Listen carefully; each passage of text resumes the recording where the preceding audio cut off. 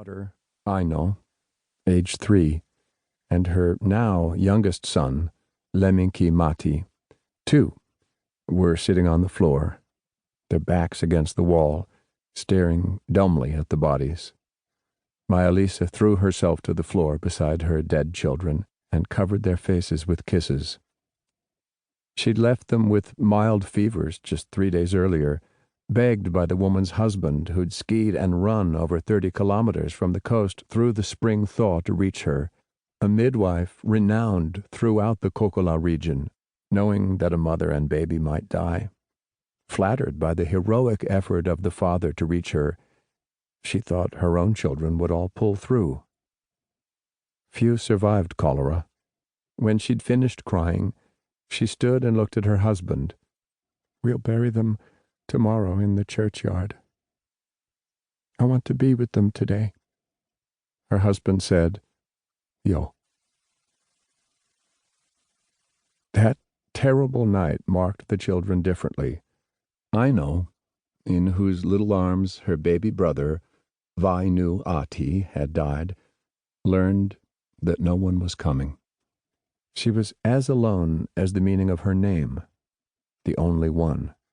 Ilmari, ill to the point of staggering, had exhausted himself bringing snow from the remaining patches to stem his sister's fevers. He'd fainted and had visions of angels coming for his siblings.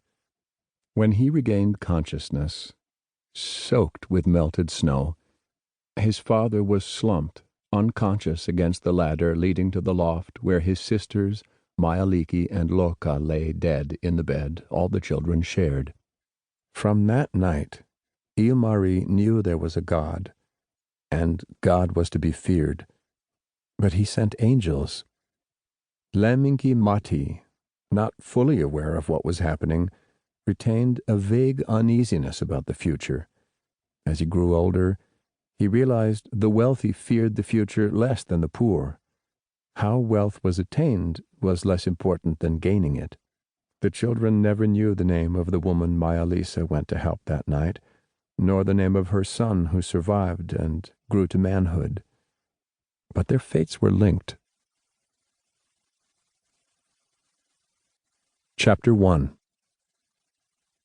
That September of 1901, 4 years after Ilmari left for America, both for its opportunity and for fear of being drafted into the Russian army, the district was still without a teacher.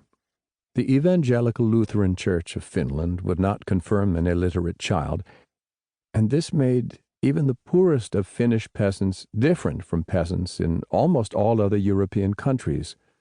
All children learned to read in church-led confirmation classes. For further education, however, the parents had to pay. This was where the bulk of Maia-Liisa's midwifing earnings went. Classes were rotated among farmhouses. To find a teacher, Maia-Liisa and the other mothers had been writing letters most of the summer. The geese were already on their way south when Tapio came from Kokkola with a letter saying that a young man named Järvinen from the University of Helsinki had accepted the post. He turned out to be a radical, giving the parents great concern.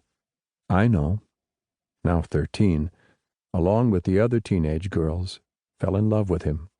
Her feelings for the teacher intensified when it was the Koskis week to board him.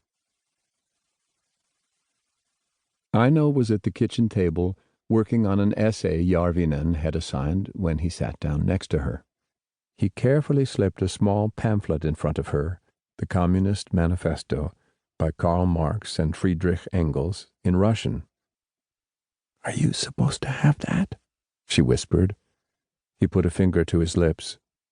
"No, you are." Aino looked over to see Maia-Liisa knitting and Tapio snoring, the harness he'd been working on still in his hands. "Why me?" "Your mother told me your father's been teaching you Russian. She says he's fluent because he worked in St. Petersburg as a young man." "He stopped teaching me when the Tsar began making it the language of government." Järvinen chuckled. He waggled the booklet in front of her. "I can help you with the Russian, but I'm really giving it to you because of your questions in class."